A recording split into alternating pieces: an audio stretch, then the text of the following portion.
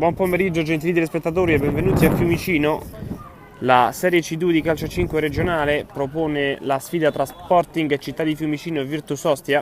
valevole per la 15ª giornata, di fronte a due squadre che occupano rispettivamente la seconda e la 13ª posizione del girone B, con lo Sporting Città di Fiumicino che ha 33 punti a 3 di distacco dalla capolista nord-ovest e la Virtus Ostia che ha 10 punti in classifica, non vince dal 28 novembre scorso, nelle ultime 4 2 pareggi e 2 sconfitte.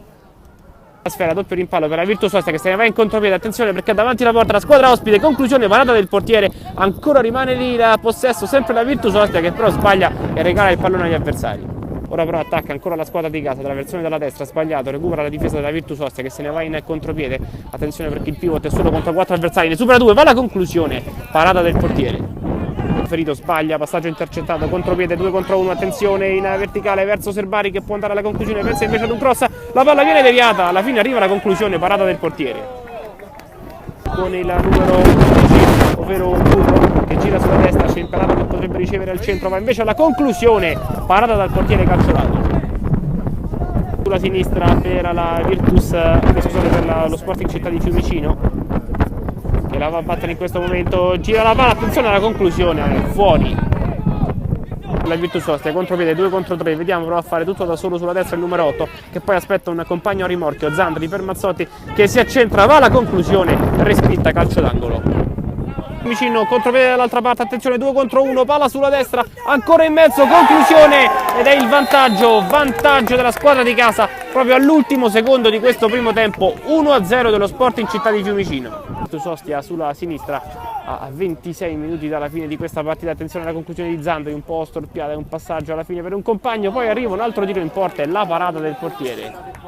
Palla sulla destra con Imperato, questa è la porta sul sinistro, gira ancora verso un compagno, c'è sempre Imperato che si allarga sulla destra, viene preferito per un passaggio sulla sinistra, conclusione, parata del portiere, poi ancora Imperato e doppia respinta verso Mazzotti 1 contro 1, triplica che non riesce, la recupera dallo Sporting Città di Fiumicino, attenzione a questo contropiede, palla in mezzo per Imperato che la manda fuori, grande opportunità per la squadra di casa, verso Favoccia.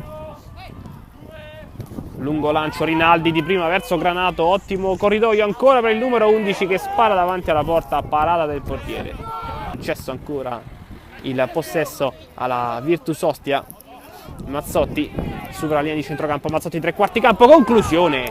pericolosissima, alta sulla traversa, è veramente pericolosa, ancora Granato davanti alla porta, aveva tentato di scavalcare l'estremo difensore con un pallonetto, Granato se ne va, Granato davanti alla porta, Granato scarica per un compagno e arriva alla fine il pareggio di Zandri. La Virtus Ostia dopo un ottimo secondo tempo va a pareggiare questa partita a 5 dalla fine.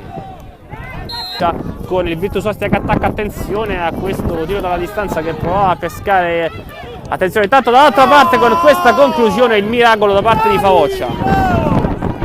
Una delle ultime azioni, fischia l'arbitro, infatti 1 pari finisce qui a Fiumicino tra Sporting Città di Fiumicino e Virtus Ostia, vantaggio della squadra di casa alla fine del primo tempo, rimonta e pareggio degli ospiti alla fine del secondo tempo, alla fine 1-1 che porta a 34 punti lo Sporting Città di Fiumicino e a 11 la Virtus Ostia.